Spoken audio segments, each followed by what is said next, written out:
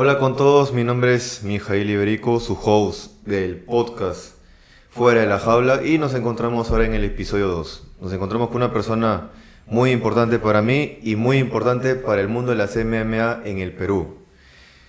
Un campeón mundial de lucha libre, un multicampeón en distintos países a nivel mundial de las MMA, tanto en la categoría de 61 kilos como en 66 kilos. Pionero de las MMA en el Perú.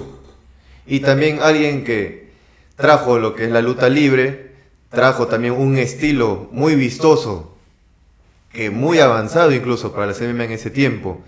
Una persona totalmente destacada, una persona con un estatus de leyenda aquí en el país, dentro de este deporte que va en crecimiento. Señores y señores, con ustedes les presento al señor David Iberico, el Escorpión. Gracias, Mijail. Gracias por tus palabras. Bueno, vamos a empezar primero, ¿no? Con algo que quizás la gente de esta nueva generación no sabe el valor que gente como tú, y no solo tú, sino también tus hermanos, los demás chicos, ¿no?, que pertenecían a la escuela Pitbull, la antigua. ¿Cómo se origina lo que son las artes marciales mixtas, que en ese entonces se llamaba Vale Todo, aquí en el país? Estamos hablando de los años 95, por lo menos, casi al mismo tiempo con el evento UFC, creo que sí, en 93 o 95, sí. Okay, por ahí. ¿Cómo se origina? ¿Cómo se inicia?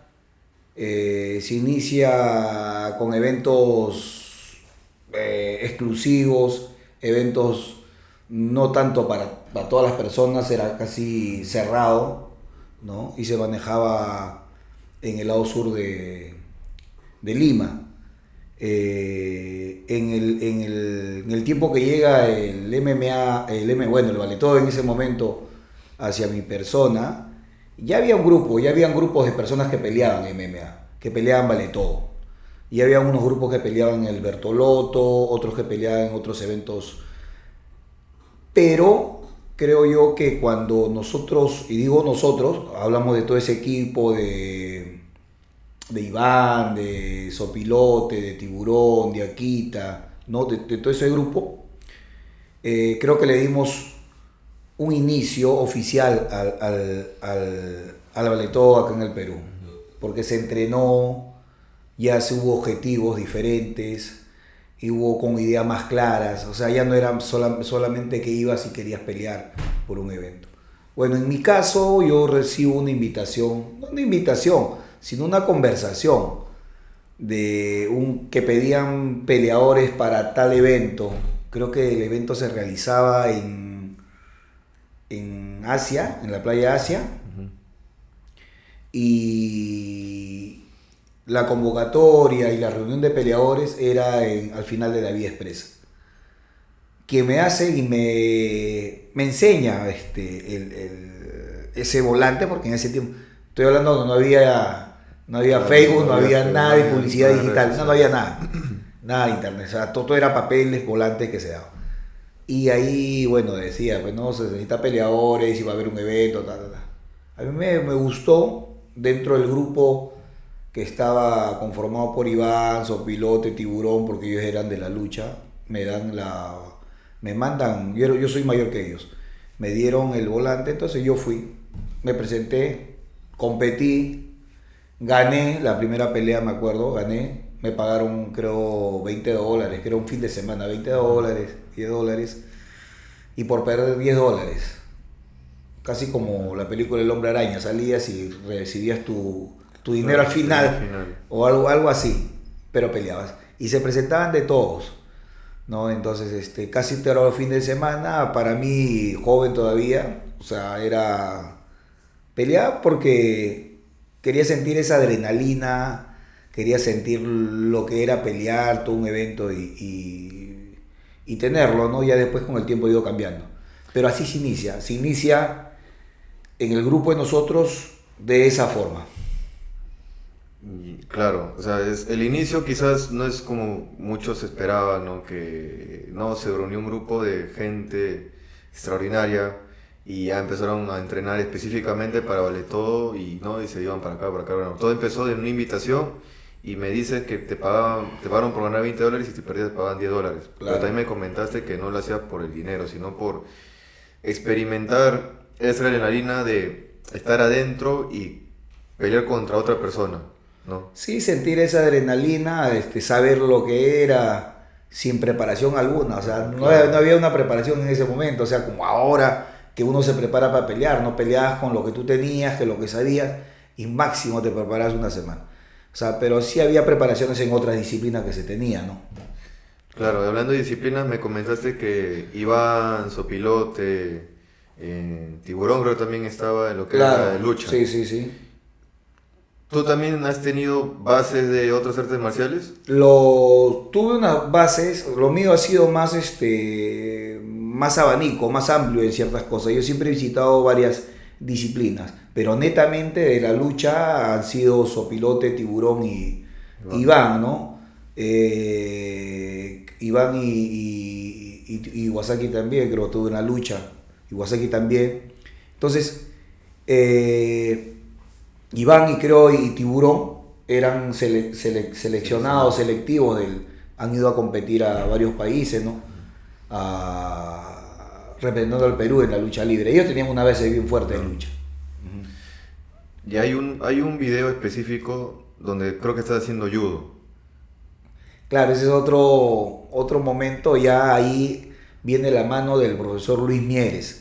Ese es cuando ya estábamos formados como equipo y se abrió la academia aquí en la UNI, en ingeniería, al frente de la universidad. Le decimos la UNI porque está al frente de la UNI, ¿no? En la misma avenida Gerardo Unger ahí. Y nos contagió con esto del judo y comenzamos a implementarlo, ¿no? A practicarlo. Y por intermedio de él participamos en judo. Ah, claro, Mieres le abre las puertas en el judo a ustedes. Sí, no, la visión, claro. Que la tenemos clara y participamos en judo. Participé de judo, participó de judo en Iván también. Muy buenas luchas. Y hablando de ya ampliando ese abanico que mis artes marciales, bueno, para hacerte recordar, ¿no? Yo vi unos cuadros antiguos tuyos que decían que has sido campeón de Kung Fu o que has participado en Kung Fu. ¿Cómo surge? Bueno, también tuve la suerte de encontrarme con un profesor que me brindó la academia en Breña, de poder entrenar. Me vio de repente con unas condiciones también y pude participar, ¿no? Por invitación a los campeonatos de Kung Fu que son Sanda.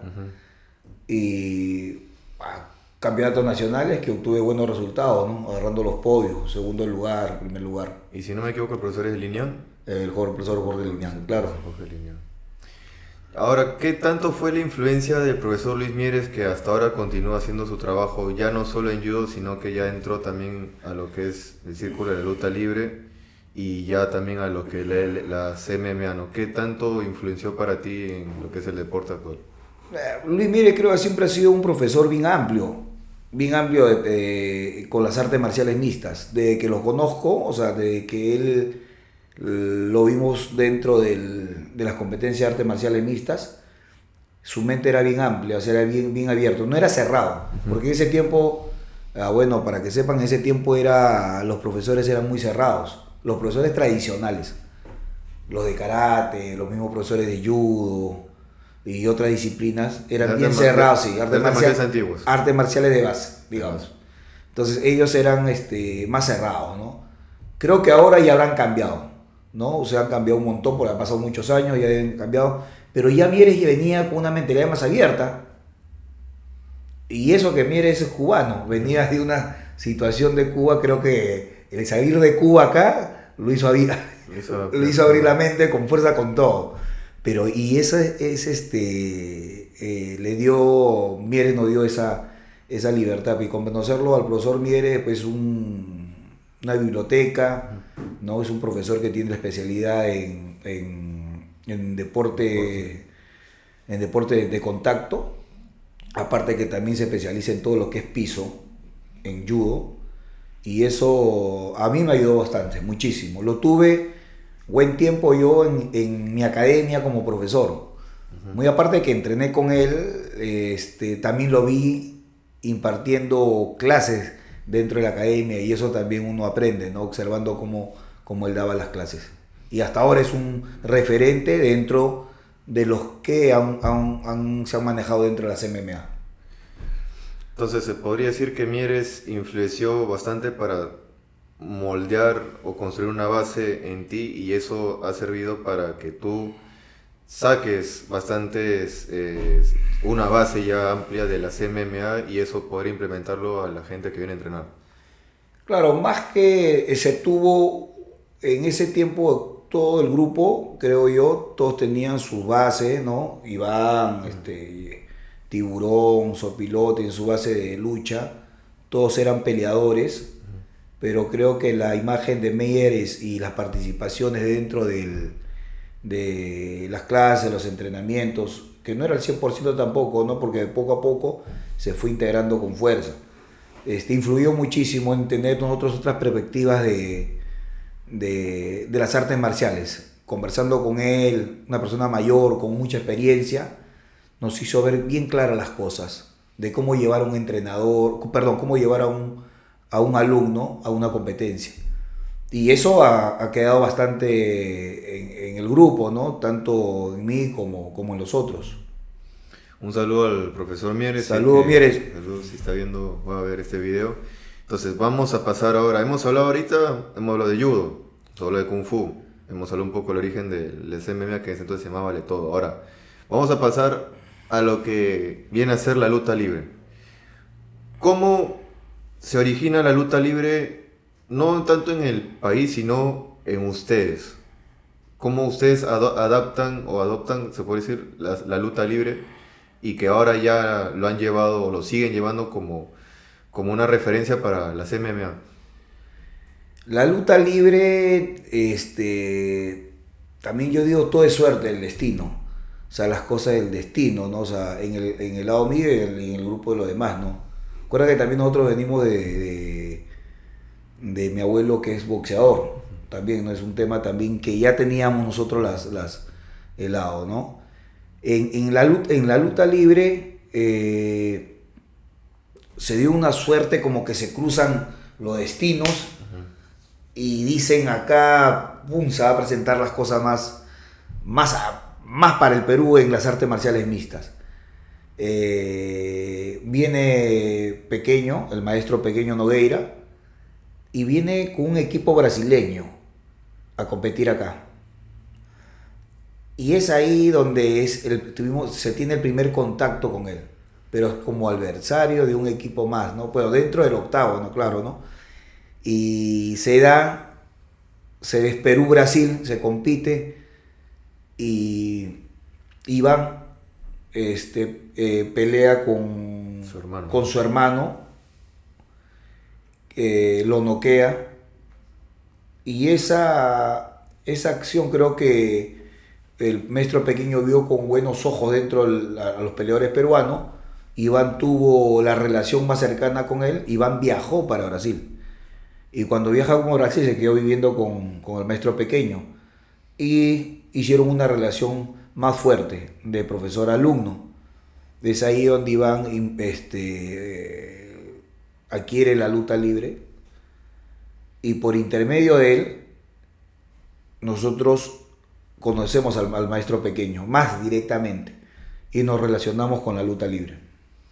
Claro, porque ahora ya los tres son cinturones negros, ya más del primer dan, que son bastantes años de experiencia, ¿no? Y incluso eso ya abrió las puertas para ustedes. O sea, eso fue como un efecto mariposa. O sea, esa relación que ustedes mantuvieron con Pequeño, que surgió por lo que querer competir, más adelante se le presentó la oportunidad de ir al mundial. Y hablando del mundial y de la lucha libre, cuando te dan la invitación para competir en el mundial de Brasil, ¿cómo te sentiste y cómo te afectó para poder entrenar y llegar a competir a Río?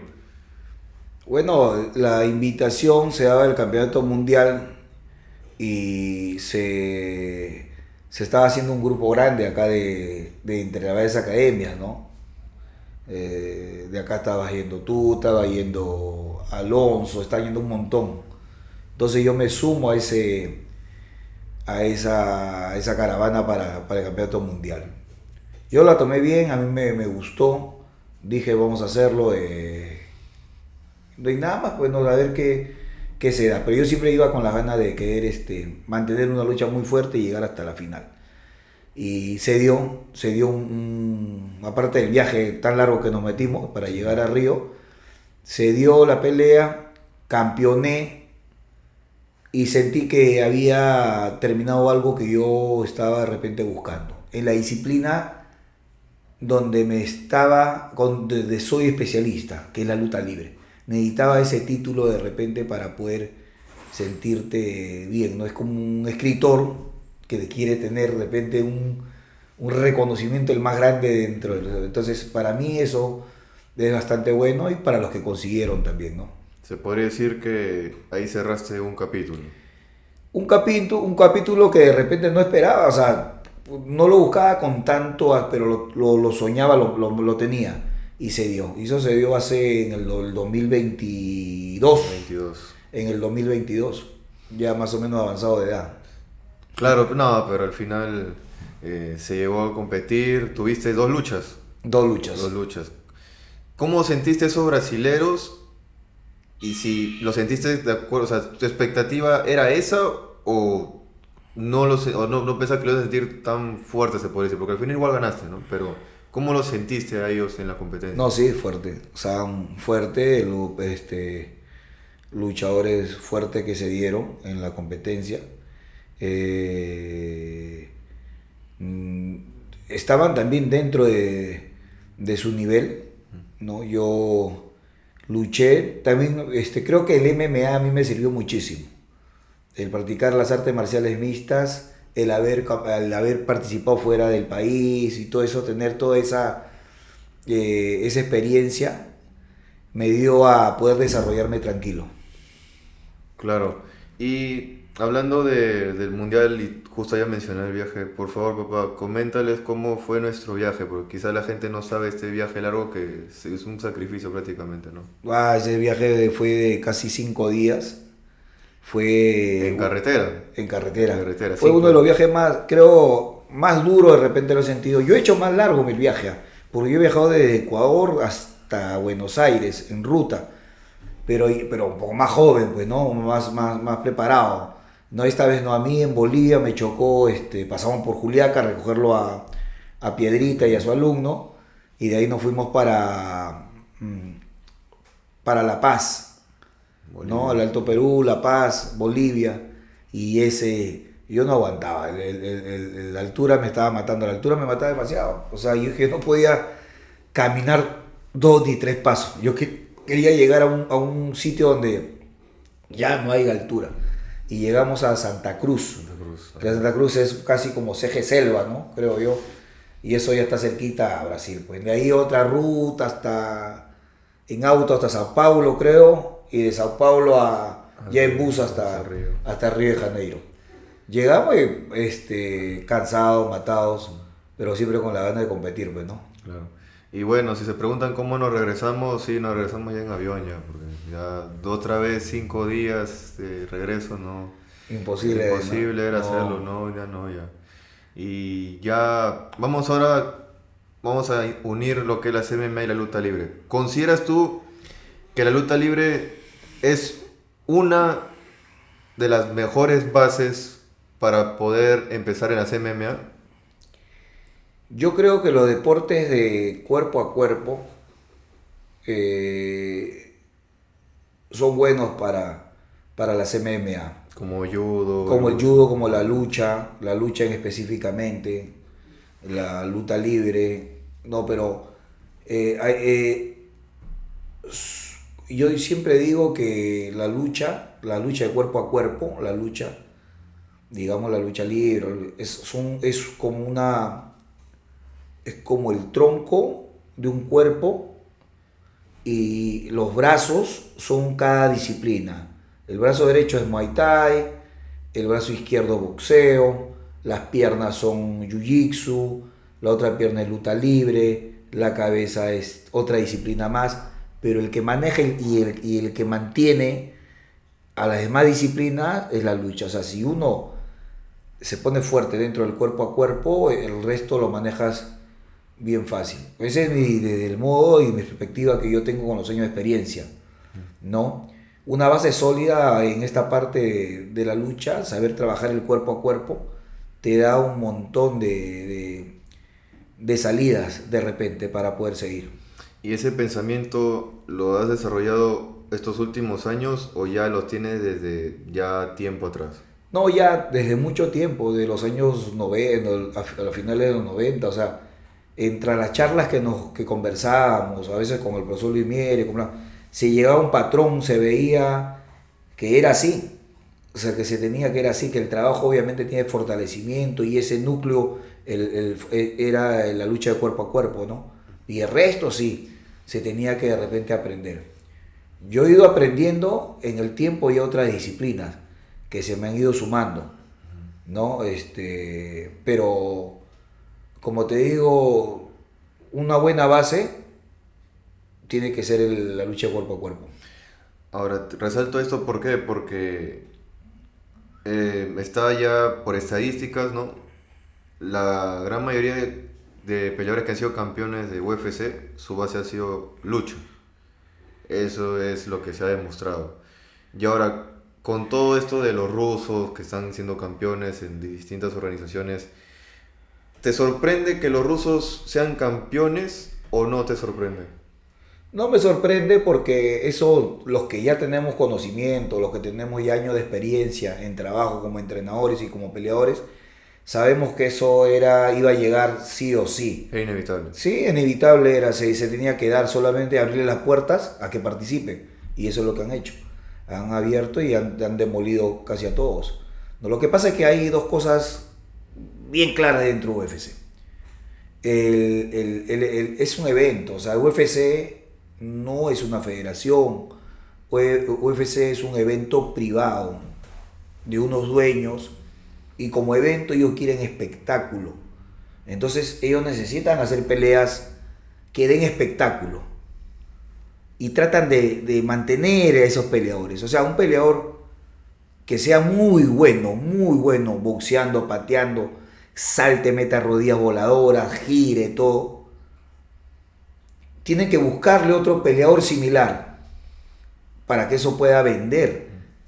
Pero ¿qué pasa si le ponen un peleador donde no le va a permitir que la distancia, solo lo va a cortar, lo va a botar, o lo va a sumizar o le va a pegar abajo?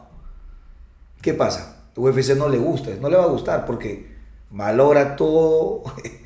Un evento lo acaba en un round, 2 rounds, acaba todo. Entonces eso ya no da. Pero ese es el MMA, pues el MMA es todo.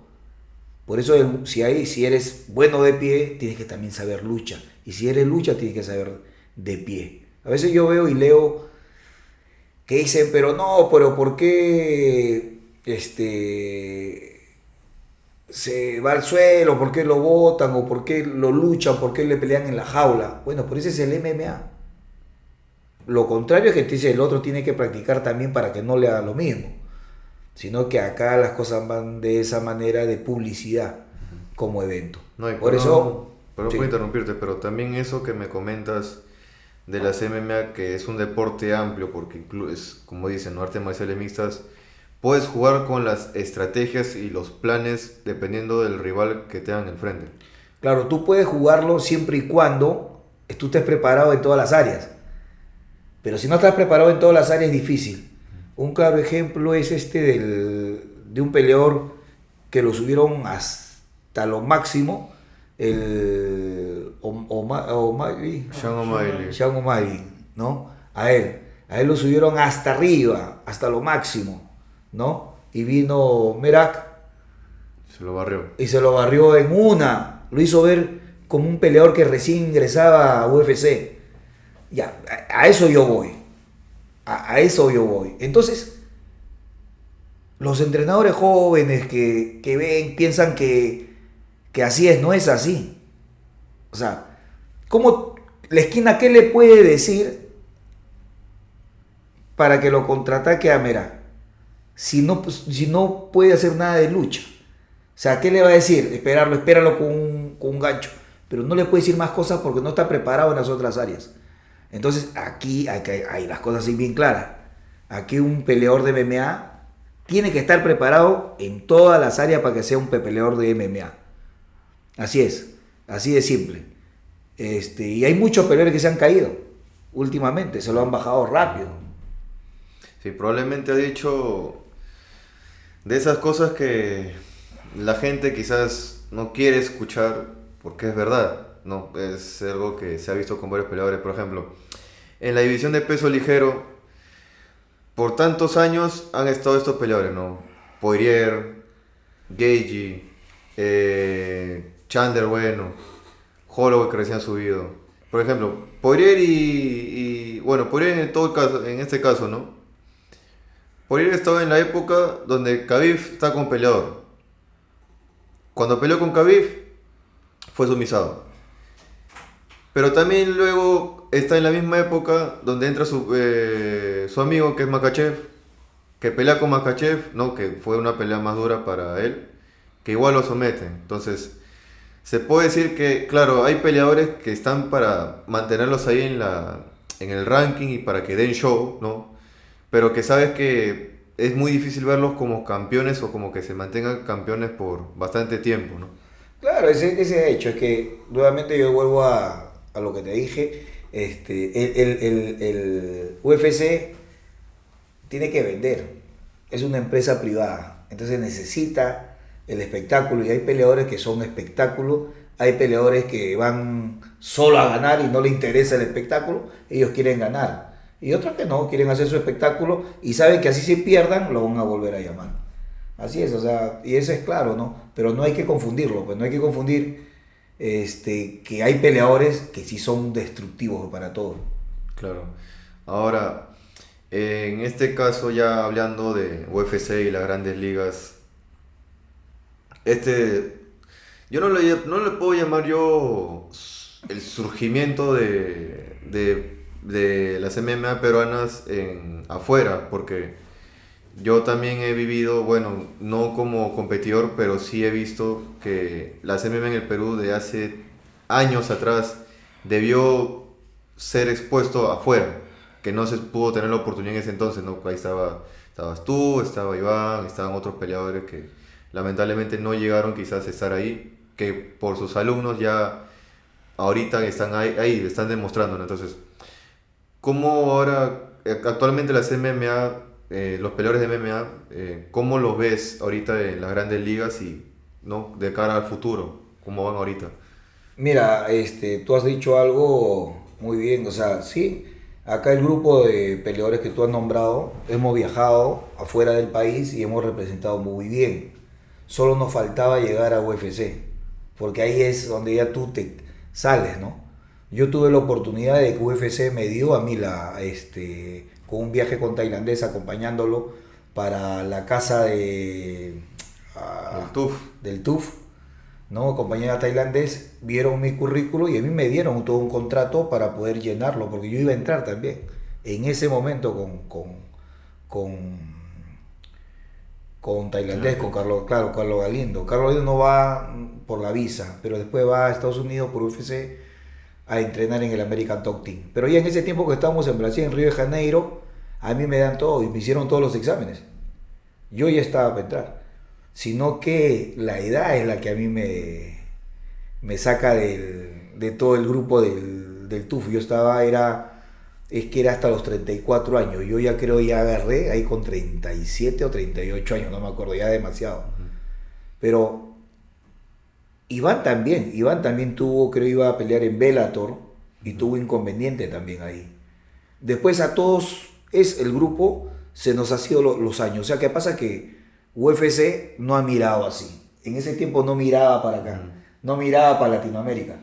Ya después con los años ha comenzado a mirar Latinoamérica. Ya, venga, vamos a hacer la casa del TUF, hacemos el container de todo, ya sé que ver. Pero en ese tiempo no. Todo era Estados Unidos, peleadores europeos, por ahí unos cuantos mexicanos que estaban cerca. Pero no, después ya miró. Y cuando miró ya todos estábamos pues en base de 35 para arriba. Ya ahí era difícil. Claro, o sea, ya ustedes no entran ya por la edad, pero sí me mencionas que UFC era, se podría decir, la meta, ¿no? En ese caso, que lamentablemente, como me comentabas, no miraron para ese lado. Y a veces muchas personas piensan que Perú en las MMA es nuevo, cuando realmente nunca fue así. Simplemente recién ahora están que le dan esa imagen, pero las MMA en el Perú siempre ha estado. Perú, que por eso estoy diciendo, Perú comienza a iniciar sus MMA casi a la par con el evento de UFC en Estados Unidos. Y bueno, el Pride en Japón, ¿no? También está. Claro, bueno, la gente seguía bastante el Pride, pero acá en Perú se inicia casi a la par con los eventos de UFC en Estados Unidos. En los 90. Habían promotores. Yo supongo que un peruano ha ido, ha visto, y acá tú sabes que copian todo rápido, ¿no? Claro. Entonces en ese tiempo comenzaron a hacer. El Perú ha crecido hace muchísimo tiempo, de los años 95, 96, no me acuerdo el año exacto, pero desde ahí ha comenzado a crecer muchísimo y tenemos un montón de peleadores. Se dan los eventos. Perú en un momento dado estaba muy grande, o sea, grande en cuestiones de peleadores a niveles de Argentina, de Ecuador, de otros países que todavía estaban comenzando, que todavía ni sabían el tiempo. Yo te digo porque yo he viajado, o sea, estaban comenzando, estaban empezando, y acá ya se hacían los eventos y se traía peleadores de afuera. Era con los de ahora, con los peleadores actuales que tenemos. Yo siempre digo que a veces, para que las cosas crezcan, tiene que haber una base, tiene que haber un grupo que haga la base, que inicie las cosas, y nos toca a nosotros, ¿no? Yo sigo trabajando por ahí. Los peleadores que veo, hay peleadores que sí tienen la capacidad, tienen el apoyo de su entrenador con una visión más clara, porque hay entrenadores que no la tienen, ¿no? Y entonces eso contagia al peleador. Claro, ya hemos visto que, bueno, ahora ya hay bastantes peleadores peruanos, no solo en UFC, sino también en PFL, que hemos visto que han ganado, están destacando y están siendo reconocidos más que todo aquí, ¿no? Que es quizás, hay ciertas personas que lamentablemente aún ven las artes marciales mixtas como un deporte sangriento, violento, como un vale todo, que en realidad ya no es así, ¿no? No sé si... Yo creo que yo ya no percibo eso ya. No percibo. No, yo no lo percibo ya. ¿Y por qué? Porque yo sí, en mi tiempo sí era bien, bien, se notaba bien las cosas, bien claro. Hoy en día sí creo que ya lo veo más abierto. Lo que yo hablo más que nada de los entrenadores que no la tienen clara. No la tienen clara con sus alumnos. Tienen de repente alumnos talentosos, pero el talentoso no es él, el entrenador que no la tiene clara, y quema a esos peleadores. Los quema de repente, y hasta le quita la ilusión de seguir un camino a donde ellos quieren, que de repente la UFC, y de repente por su falta de conocimiento de cómo llevar a los peleadores, los queman. Hay peleadores, hay entrenadores que lo hacen pelear más de, como te digo, en eventos de repente donde no tenga objetivos, ¿me entiendes? Y a veces no es así tampoco. Y eso de que me comentabas del entrenador y del peleador, ¿no? De que tienen que guiarlos. Y hablando de esas bases que tienen que construir, vamos a hablar ahora de los amateurs, el circuito amateur de las MMA, porque tú eres el presidente del AMA, de la Asociación Peruana de MMA.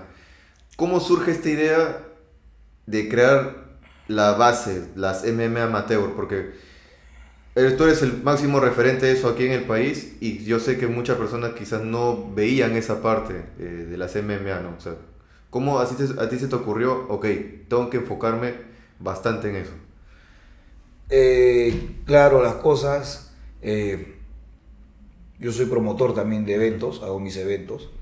Entonces, el gran problema de cuando organizas un evento es, en ese momento eran ¿quién será el árbitro? O sea, todavía decías ¿quién será el árbitro? Porque algo que le ibas a resolver en ese momento. ¿Y a quién pongo de jueces? ¿No? Entonces, ese se daba en todos los casos, en todos los eventos. Entonces, acá se tiene que ver, dije, no debe haber árbitros calificados, jueces calificados. Entonces, vamos por eso. Dice, me acuerdo que lo hice con Rudy Mendo, que es un alumno mío.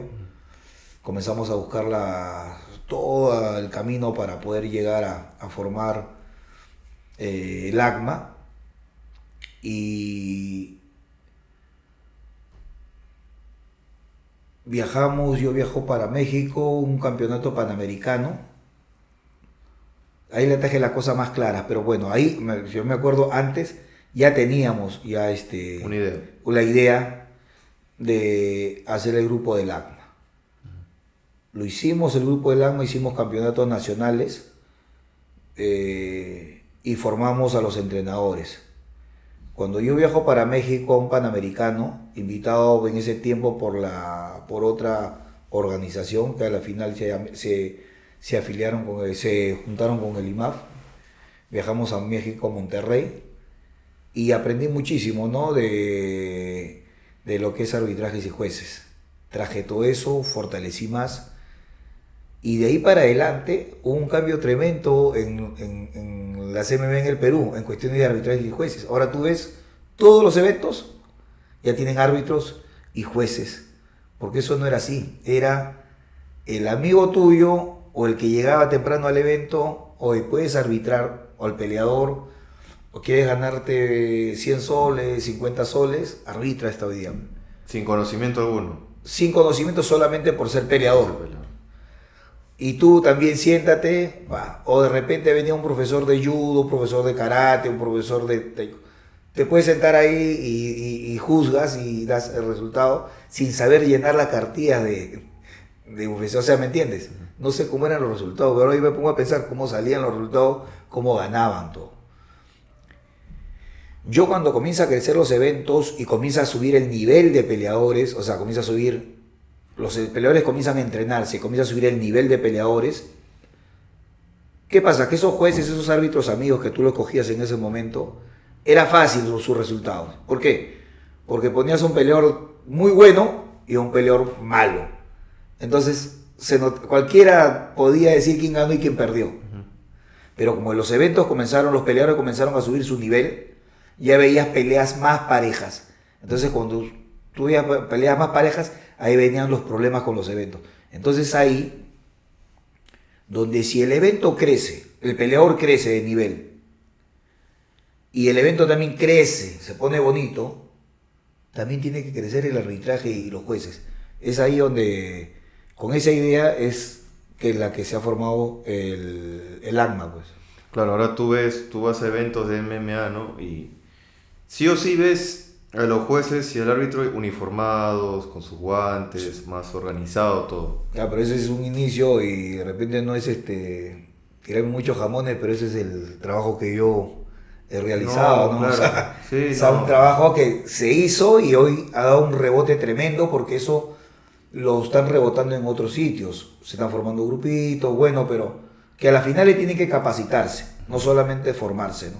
Y ahora la gente que ve este video y dice, yo quiero ser juez, yo quiero ser árbitro, ¿es complicado entrar a ese mundo, no? ¿O cómo tú podrías explicar para la gente? No, tienes que tener tus cursos, pasar por el curso, y todo es práctica, pues, ¿no? O sea, tienes que seguir practicando, tener idea de lo que es la MMA.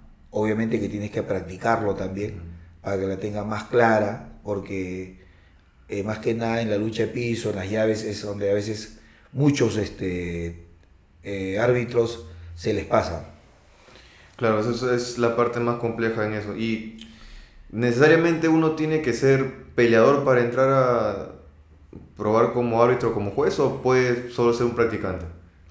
Puede ser un practicante que le das la gana y comienzas a estudiar, a analizar, ver más del tema, todo, ¿sí? No es que sea solamente peleador. Entonces, dices, ¿no? Que no es como que veo una pelea y ya, está más chancado que el otro, entonces el otro gana. No es así. No es así. No, hay varias pautas que uno tiene que para poder juzgar y saber. Y ya hablando del ACMA, hace un par de años se viajó a Colombia, de ahí se viajó a México ya creando una selección más amplia de lo que tú sentaste como una base en México hace tiempo. Entonces, esta vez que ya se unificó, se puede decir, con IMAF, la Federación Internacional de MMA, por lo que muchos no saben, ¿cómo tú ya te sentiste en ir a esta competencia, ¿no? Al Panamericano, que fue en 2023, si no me equivoco, en Colombia, con el equipo, ¿no? También fuiste con un profesor más, ya una manera más, se puede decir, organizada, porque si no me equivoco, eso también te dio otra visión de las MMA. Claro, ya cuando nos afiliamos al IMAF, nos dieron fecha para los campeonatos internacionales que se iban a dar, campeonatos mundiales, campeonatos panamericanos. Entonces, y más las reuniones que tenemos siempre en el grupo de chat con ellos, más información, adquirir más información, nos presentamos como una delegación peruana para el Panamericano en el 2023 y el 2024. Bueno, obviamente que ahí aprendí mucho más de lo que es una organización de eventos, de cómo se tiene que llevar los eventos amateur, que aquí está mal llevado en otras organizaciones, ¿no? Ver que solamente no son los mayores, sino también hay un montón de menores, porque ellos solo tienen que formar desde muy chico.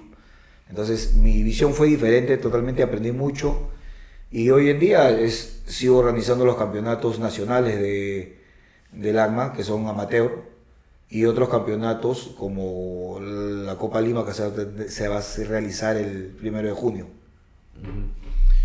Hablando de la competencia que es el 1 de junio del Nacional, ¿qué tal viste el último campeonato que fue, si no me equivoco, realizado en febrero? No, yo me acuerdo que vi bastantes niños, vi bastantes academias que quizás no sabíamos que estaban, pero cuando vieron la publicación, las promociones del Campeonato Nacional Amateur, se empezaron a aparecer, ¿no? O sea, has creado prácticamente ahí unas oportunidades para muchas academias. ¿Y cómo ves ese avance? O sea, ¿qué tanto ha avanzado las MMA Amateur y especialmente los campeonatos nacionales que realizas desde antes hasta ahora? Ha avanzado un montón. Aquí en el Perú estamos yendo a la par con los campeonatos y eventos europeos. O sea, porque se está dando. O sea, y en otros lados ya lo hacen. Ya es una realidad que se dan. Acá todavía se está quedando ciertos grupos en lo que es el MMA medieval. O sea, yo le he puesto así, el MMA amateur medieval, ¿no? Porque es tú y yo te juntas, vamos peleas y no. Ya si avanzamos al MMA o totalmente deportivo, formativo, el que se estamos realizando. Hemos tenido niños de 8 años, de 9 años compitiendo, niñas de 13, 12 años, con reglamentos diferentes para cada uno de ellos. O sea, así se está trabajando el MMA. No se le está trabajando y se le está como adultos a todos o como si todos fueran profesionales. No, porque cada uno tiene una etapa de su edad y pueden desarrollarse y eso lo va a ir formando a cada uno. Y no solo de edad, sino también en nivel. En nivel, sí, hay categorías de niveles. Categoría de niveles. Y ya vamos al futuro, que creo que es la meta de tanto, bueno, más la meta del IMAF, ¿no? ¿Ves todas las MMA en unas posibles Olimpiadas? Obviamente no ahora, sino más adelante. Sí, como se está llevando el IMAF, está llevando los campeonatos panamericanos, los campeonatos mundiales, está dando todo. O sea, yo invito a todos los profesores a que participen en los campeonatos que estamos realizando acá en el ACMA y se van a dar cuenta que es a crecimiento, o sea, seguir creciendo como deportista, como entrenador también. Los entrenadores tienen la oportunidad de ver y entrenar de acuerdo al campeonato y van creciendo sin hacerle mucho daño al peleador. Sin mucho daño. O sea, un entrenador joven con estos tipos de campeonatos comienza a aprender a cómo llevar al entrenador. Cosa contraria con eventos diferentes, donde daña más al peleador y no aprenden mucho, o sea, no van a aprender mucho. El MMA amateur está creciendo en el Perú, pero tiene que crecer educado. Hace tiempo vi que hiciste una publicación en Facebook sobre que las MMA es el deporte con mayor crecimiento en la actualidad. ¿Sigues tú con ese pensamiento? ¿Es también eso gracias a los campeonatos amateur que se realizan en todas partes del mundo? Claro, él tiene varias, es influenciado por varios lados. El MMA está creciendo por varios lados, pero sí es uno de los deportes con mayor crecimiento a nivel mundial. El MMA amateur está creciendo por por la tecnología, por la internet, por la publicidad, porque también no es un deporte aburrido, o sea, es más vistoso para los alumnos, por la gran cantidad de academias que se están abriendo, por eso es un deporte nuevo, y también gran parte por el trabajo que ha hecho UFC. UFC ha invertido muchísimo a que se desarrolle, crezca el MMA como promotora, como evento, le mete toda la publicidad y eso crece, llega a las redes sociales, los muchachos crecen. ¿Quién no ve UFC ahora? Todos están metidos ahí y eso por eso ha crecido y el MMA es uno de los deportes más grandes ahorita de crecimiento en el mundo, ¿no? No, claro, y en sí va a seguir creciendo porque cada vez aumenta más la tecnología, cada vez hay más gente viendo estas peleas, ¿no? Hay mucha gente que ahora prefiere ver más lo que es MMA que el boxeo, por lo que es variado, ¿no? O sea, el hecho de que sean mixtas es como que mezclas distintos tipos de artes marciales y eso lo hace más vistoso, ¿no? Claro, oye, pero olvidar también de otro también que ha hecho que el MMA crezca, ha sido McGregor. McGregor también le dio un plus fuerte al crecimiento de las MMA, metiendo el MMA al grupo de gente que sigue el boxeo. Claro. O sea, al meterse, jala también gente del boxeo, se incrementa. Él también tiene una participación grande en el crecimiento de las MMA. ¿Lo puedes considerar como una de las personas que más han influido en las MMA? Claro, él ha influido muchísimo. Él le dio un cambio tremendo a la UFC, o sea, al MMA. O sea, él creo que es el primero de UFC que entra a pelear a un campeonato de boxeo. Sí, es el primero, claro. Es el primero. Y con un grande del boxeo, que es Mayweather. Ya con eso imagínate el público de ambos lados. No, claro, o sea, él pierde la pelea, pero a la vez, o sea, para él ganar o ganar. Él la gana. O sea, a nosotros del MMA, el público de MMA gana muchísimo, amplió muchísimo metiéndolo ahí. Claro, y después ya salieron Ney Díaz, Masvidal haciendo también lo que eran sus peleas de boxeo, ¿no? Claro, no es lo mismo, pero ya no, se nota claro, no es el piano, queda como el primero y ahí va a quedar, ¿no? Lo tanto que ha influenciado. Ahora, ¿qué peleadores, en general, sea de boxeo, de MMA, ¿no? influyeron en ti y en tu estilo de pelea para poder destacar como peleador profesional en las MMA? Bueno, en mi tiempo nosotros seguíamos el Pride de los eventos en Japón. Eventos espectaculares, mucha plata metían los japoneses en sus eventos. Eso jalaba muchísimo al público. Nosotros no lo veíamos directo como lo ven ahora UFC, no. Nosotros esperábamos que llegue los VHS, o sea, los videos y lo comprábamos en polvos azules. Y lo metíamos en el VHS y veíamos todas las peleas. Así era. Y una de esas cayó un cassette de unos peleadores, de un peleador que a mí me gustó mucho, que es Rumina Sato. Es un peleador japonés, muy bueno. Su estilo de pelea me gustaba. Entonces comencé a copiar un poco su estilo, al principio, porque después ya comencé a sacar mi propio estilo, ¿no? Porque eso que le pasa a todos. Fue Rumina Sato, ¿quién más?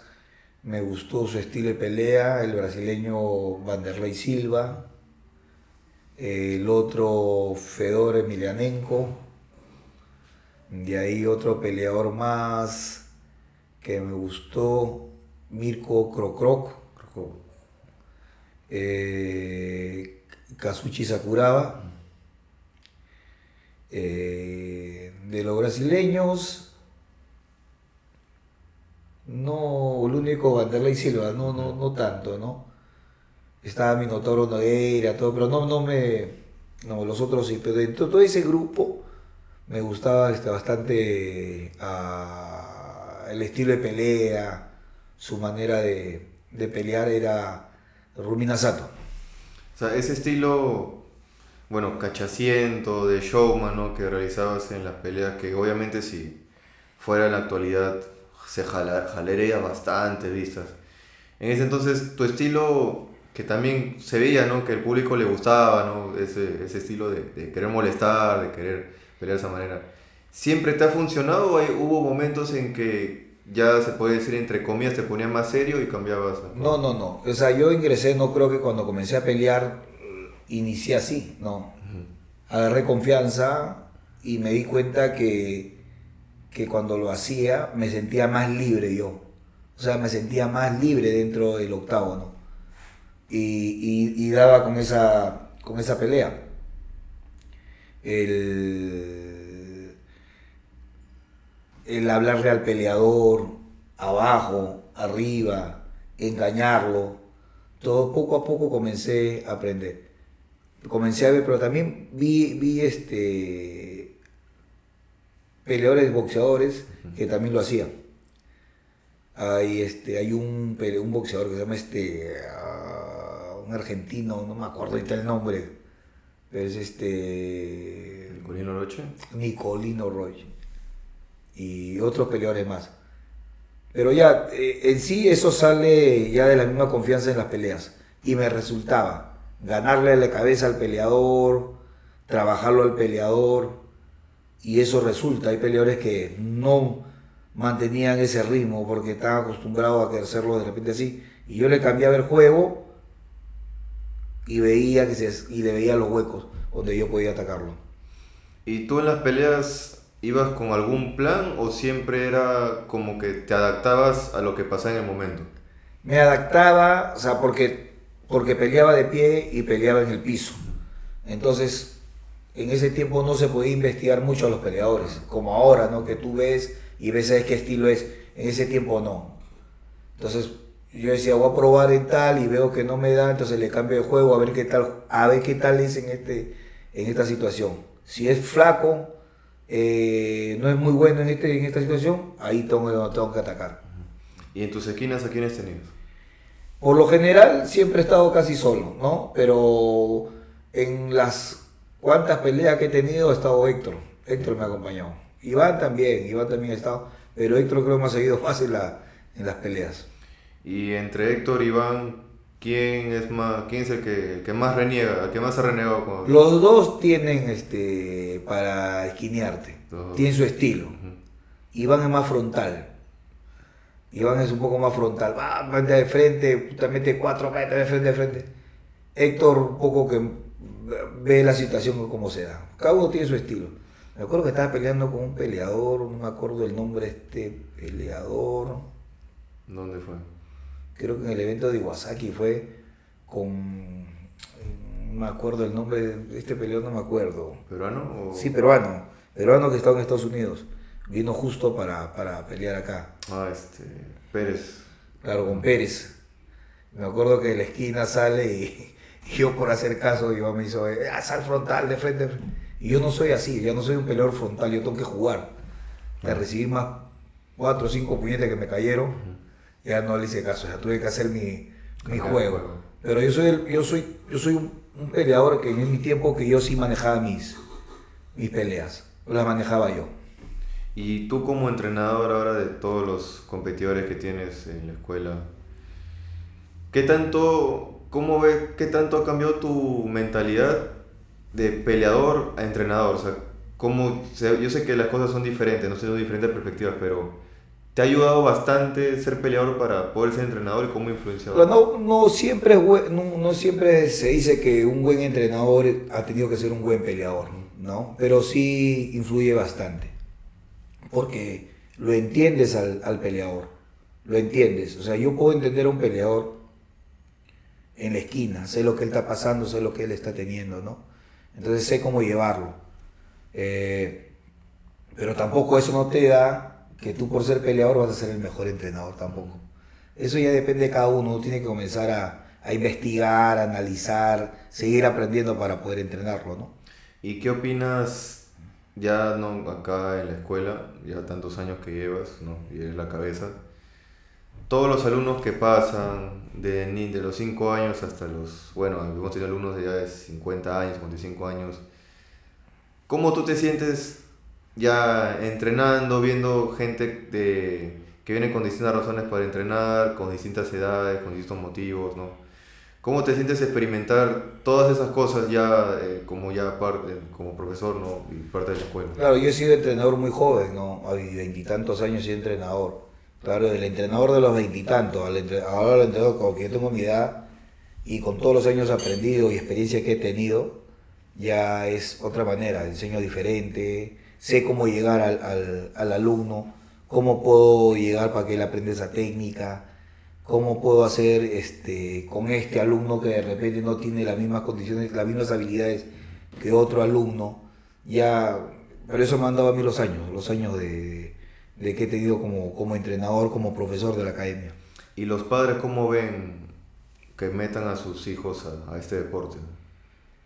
Ese también es otra faceta, ha sido generaciones diferentes. Ha habido, yo casi manejo la generación de inicio de MMA de alumnos con esta generación.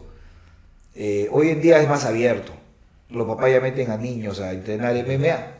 Estoy hablándote en los 2000, 2012, 2012, 2013, no veías niños ni niñas. Ahora sí ya hay más abierto. Ahora es otra. Porque los papás deben tener por lo menos, deben estar entre 30 y tantos años, por lo menos. Es una generación que ha crecido con el MMA. Vamos a agarrar la palabra generación y nos vamos a ir ahora a algo que me comentaste temprano en la entrevista. Sobre, bueno, en mi caso es mi bisabuelo Maximiliano, en tu caso es tu abuelo, que hay una icónica foto que está con su guante, con su short de boxeador.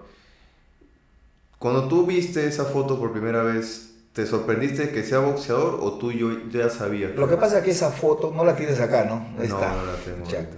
Pero esa foto, yo creo que está allá en uno de los cuadritos, pero esa foto, tú has visto esos cuadros antiguos con unos marcos de madera, así medios con relieves antiguos de los años 50, 60. Y ese cuadro estaba en la casa de mi abuela, que es tu bisabuela. Ahí estaba ese cuadro. O sea, todos los nietos entraban y todos los miraban el cuadro. Entonces eso siempre quedaba en uno, mirando ese cuadro. Mirando ese cuadro ahí. ¿Quién es mi abuelo, tu abuelo? Así. Espera, disculpa. Voy a romper la puerta. No. Voy a traer el post. Acá tenemos el cuadro de mi bisabuelo Maximiliano, de acá, Maximiliano Iberico, ¿no? Este es el cuadro, famoso cuadro, toma para que hables del cuadro. Claro, este cuadro, pues el que te digo, este cuadro es el que veíamos. Este es una representación, una copia, una fotocopia que hemos sacado, ¿no? Porque el cuadro oficial es una imagen más grande, con esos antiguos que se tienen. Acá está. Ahí está. Y a este cuadro, lo ponemos acá. Este cuadro es el que se tenía cuando nosotros jugábamos ahí en el barrio y en la casa de tu abuela estaba el cuadro puesto, un cuadro grande. Entonces creo que eso comenzó a darnos a nosotros esa idea de las peleas y teníamos esa gana. Por eso no fue tan difícil estar dentro de las MMA. Porque tu abuelo siempre que nosotros pasábamos nos hacía juego con las manos, nos trabajaba siempre con esto del boxeo. Sí, es un cuadro que yo también hace tiempo lo vi, incluso yo, bueno, esa foto sí no la tengo acá, pero yo tengo una foto con mi bisabuelo, ya me cargaba, tenía un año, ¿no? Creo, ni un año. Meses tenía, pero claro. Se podría decir que la persona de acá me ha tenido en sus brazos, así que es bastante, como algo muy bonito de recordar. Bueno, pero la gente que no sabe ya se podría decir que ya viene desde antes. toda esta influencia de los deportes de contacto en nosotros, ¿no? Que ya va siendo encaminado. Y ahora vamos a algo más curiosidades de la gente, que bueno, yo también me he preguntado, a veces con mis amigos me decían, oye, ¿por qué tu papá es así? ¿Por qué tu papá es así?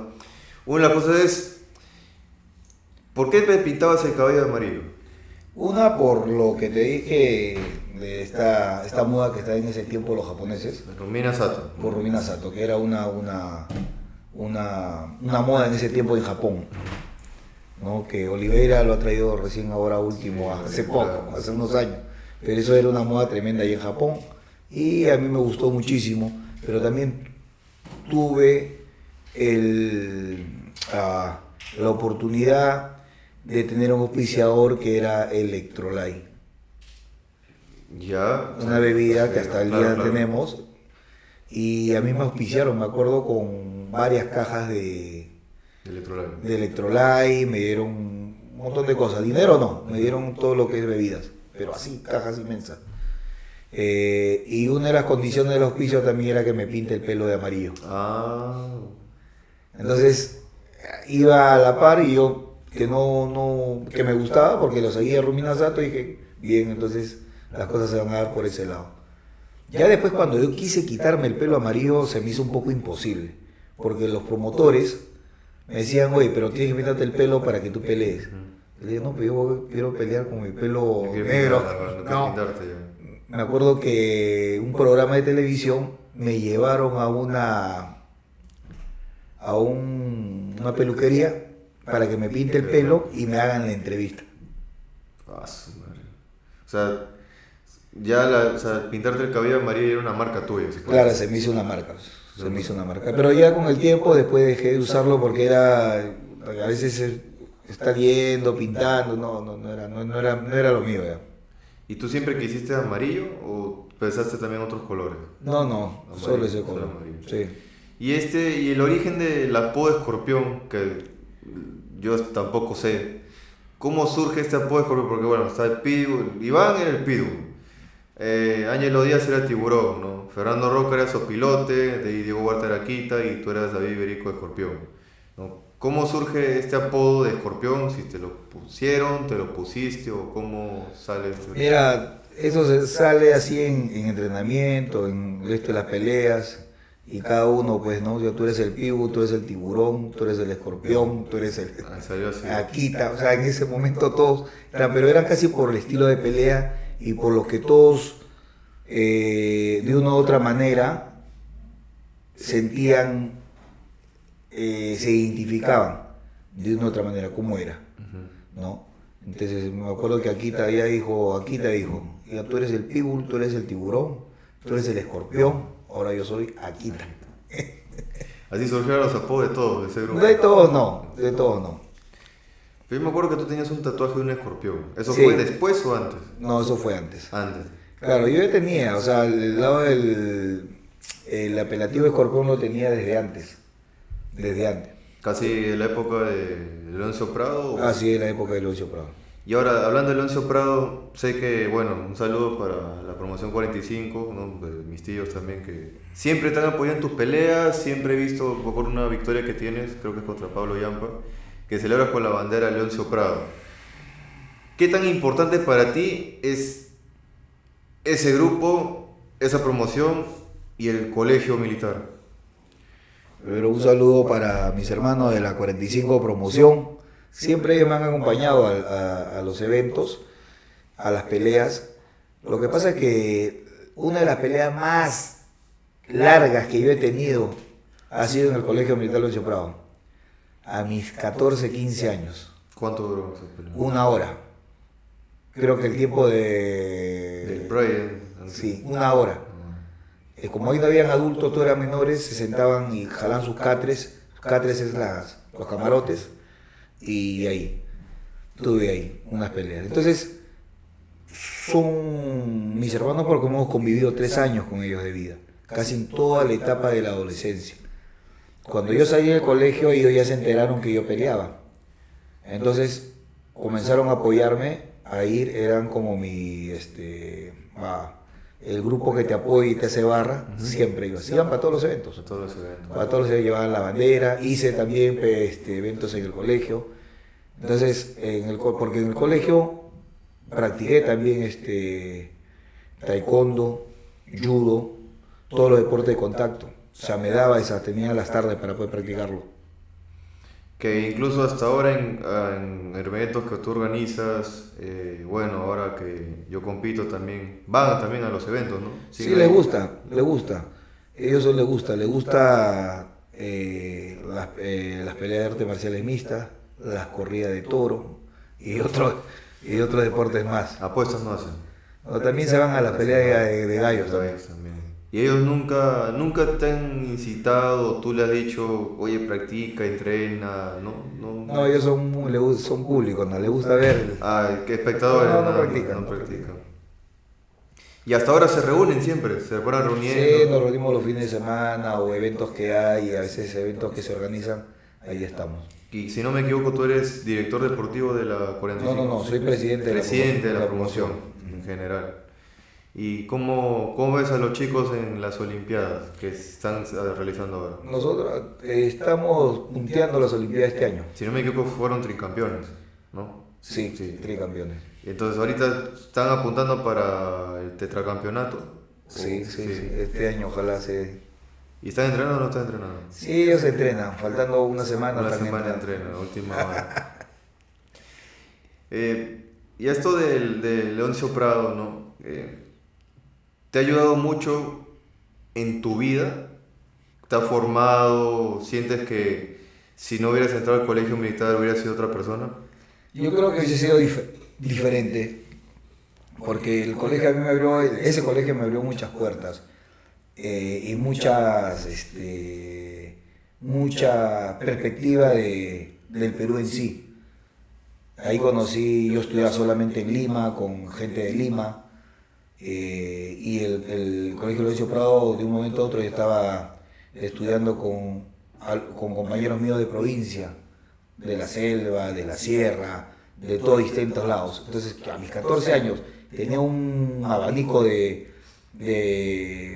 compañeros de todas partes del Perú, me hizo ver un poco más abierto las cosas. Por eso cuando yo acabé el colegio y comencé a viajar, porque sentía eso, ¿no? Saber lo que él comía, lo que el otro comía, cómo hablaba el otro, qué me contaba de su sitio. Entonces eso me dejó muy claro. Y eso lo tienen todos nosotros tienen esas cosas más claras. Entonces uno de tus pasatiempos fuera del deporte es viajar.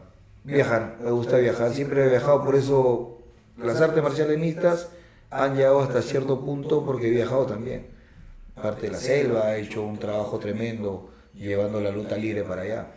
¿Cómo ves a la lucha libre en la selva, justo que me mencionas? Se sigue avanzando, se tiene que tener, ya hay su cinturón negros, hay cinturones morados, ¿no? Cinturones altos que ya que están tomando ya el mando y para que ellos ya queden ellos hacerlo crecer más. ¿Y crees que se debe visualizar también las MMA y la lucha libre fuera de Lima? Claro, se tiene que descentralizar en sí, se tiene que crecer para que pueda algo sea fuerte en el Perú. No solo debe ser en Lima, debe ser en todo el Perú. ¿Y cómo ves ahora tú el futuro de Perú dentro de las artes marciales mixtas de aquí para adelante? 5, 10 años, 15 años, ¿cómo lo ves? En el Perú se puede realizar un buen trabajo. No es a veces necesario irse, viajar a estar afuera. Solo capacitarse más, tener buenos campamentos. Acá en el Perú tenemos bastante material para hacerlo. Obviamente que se tiene que viajar, ¿no? Y traer nuevas ideas, nuevos lados. El Perú, si comienza a tomar estas riendas, no de uno o de dos personas, de varios entrenadores, el Perú puede ser grande.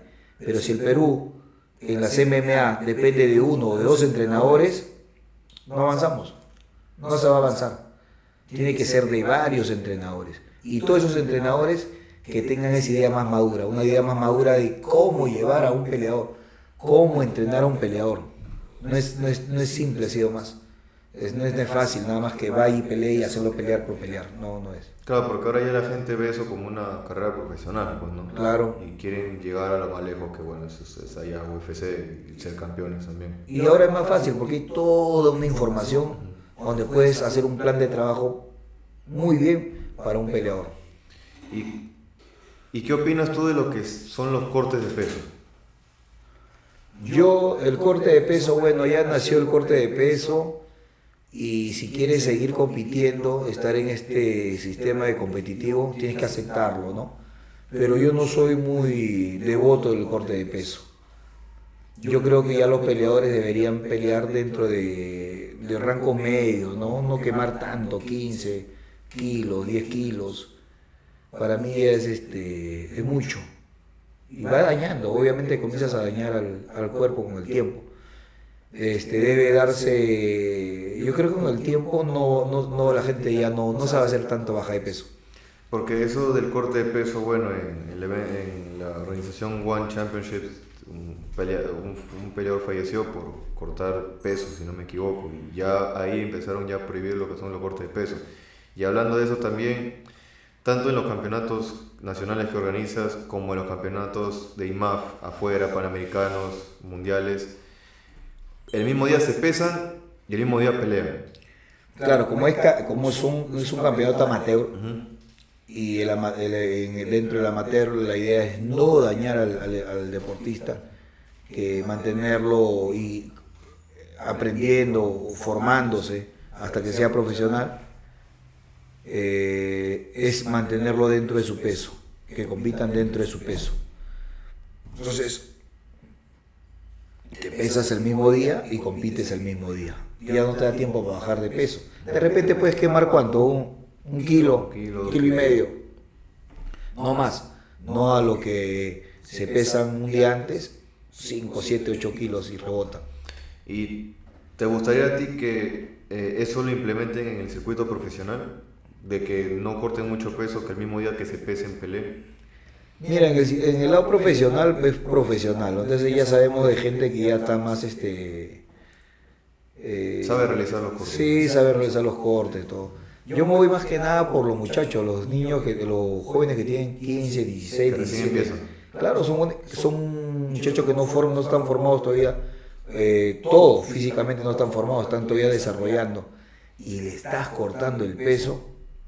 Claro, como que estás deteniendo un proceso. Le estás deteniendo su proceso totalmente. Entonces, ese es el problema que yo voy. Entonces, ahora ya para finalizar esta entrevista, ¿no? Bueno, invitamos primero a todas las personas a este campeonato nacional AMA el 1 de junio, la Copa Lima, ¿no? Es la Copa Lima el 1 de junio. Este campeonato nacional donde pueden competir niños desde 9, 10 años hasta adultos ya mayores, adolescentes y también, si no me equivoco, cualquier nivel, de niveles hasta avanzados. Sí. ¿No? Bueno, papá, un gusto tenerte aquí. Tienes este tiempo para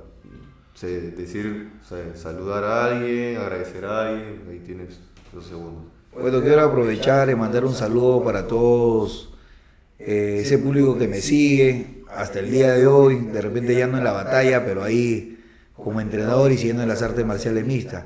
Y también aprovechar a la magia de los videos de YouTube que se quedan, a mis futuros que lo van a ver, es un video ya histórico que se va a quedar. Saludos para todos. Bueno, este ha sido el episodio 2 del podcast Fuera de la Jaula con David Escorpión Iberico. Quien les habla es Mijail Iberico. Y nos vemos en el siguiente episodio. Un saludo a todos.